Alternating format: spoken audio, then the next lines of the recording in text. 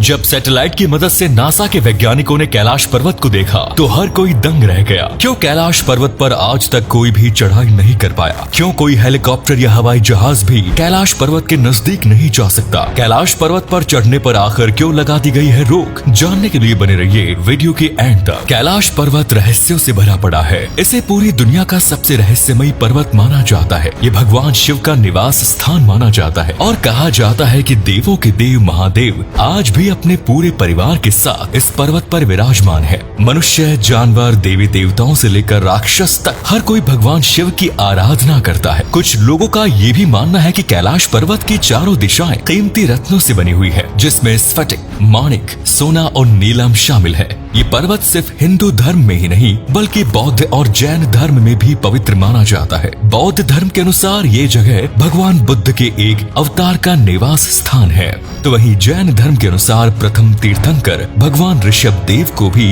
यहीं से निर्वाण की प्राप्ति हुई थी और जैन अनुयायी इस जगह को अष्टापद के नाम से जानते हैं। इस पर्वत से ब्रह्मपुत्रा, सतलुज, घाघरा और सिंधु जैसी नदियां निकलती हैं। मानसरोवर लेक और राक्षस तल झील भी कैलाश पर्वत के छोरों पर मौजूद है। आज तक ना जाने कितने लोगों ने कैलाश पर्वत पर चढ़ाई करने की कोशिश की है, लेकिन एक भी पर्वतारोही इसमें सफल नहीं हो पाया है। कैलाश पर्वत की ऊंचाई माउंट एवरेस्ट से 2200 मीटर कम है, लेकिन इसके बावजूद माउंट एवरेस्ट की चोटी पर आज तक 6000 से अधिक लोग चढ़ाई कर चुके हैं। लेकिन कैलाश पर्वत की चोटी अभी तक इंसानों से अछूती है। माना जाता है कि कैलाश पर्वत पर चढ़ाई करना पूरी तरह से असंभव है और कुछ दिव्य अलौकिक शक्तियां इस पर्वत को संरक्षित करती है। कुछ लोगों का ये भी मानना है कि कलयुग के मनुष्यों में इतना सामर्थ्य नहीं है कि वे इस पर्वत की चढ़ाई कर सके, जो शारीरिक, मानसिक एवं आत्मिक रूप से पूरी तरह पवित्र है। जिसका मन शुद्ध है, केवल वही व्यक्ति इस पर्वत की चढ़ाई कर सकता है और आज के समय में ऐसे आध्यात्मिक लोग मौजूद नहीं है।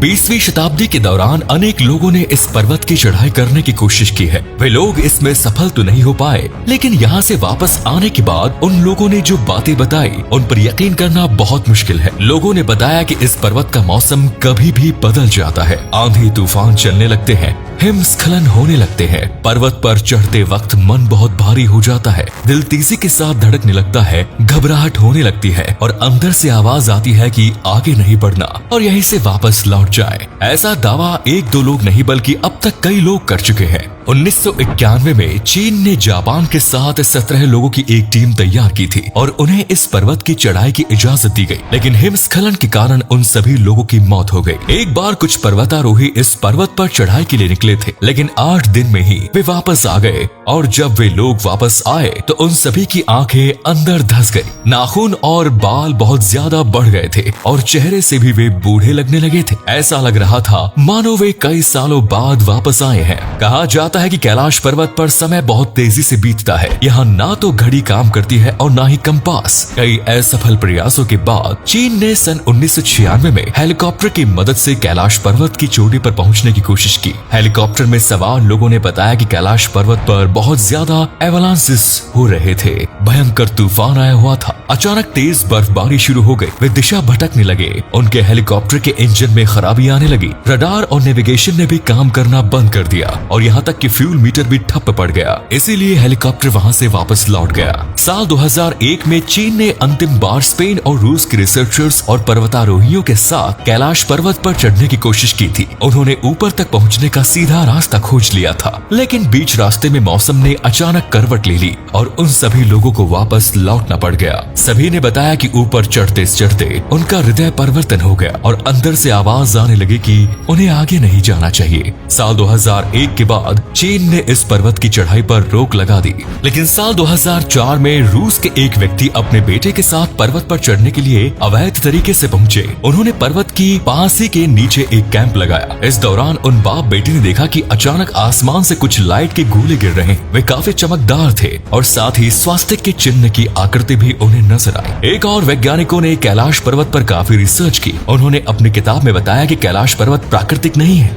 बल्कि इसे इंसानों द्वारा या फिर किसी अदृश्य शक्ति द्वारा बनाया गया है। ये दिखने में किसी पिरामिड जैसा नजर आता है। वैज्ञानिक ये भी दावा कर चुके हैं कि 10 करोड़ साल पहले इस स्थान पर एक समुद्र हुआ करता था। ये भी कहा जाता है कि इस पर्वत के पास डमरू और ओम की ध्वनि सुनाई देती है। लोग कैलाश पर्वत को एक विशाल शिवलिंग के आकार का भी मानते हैं। आपको बता दें कि इतिहास में एक व्यक्ति ऐसे हुए हैं जो कैलाश पर्वत पर चढ़ने में सफल रहे।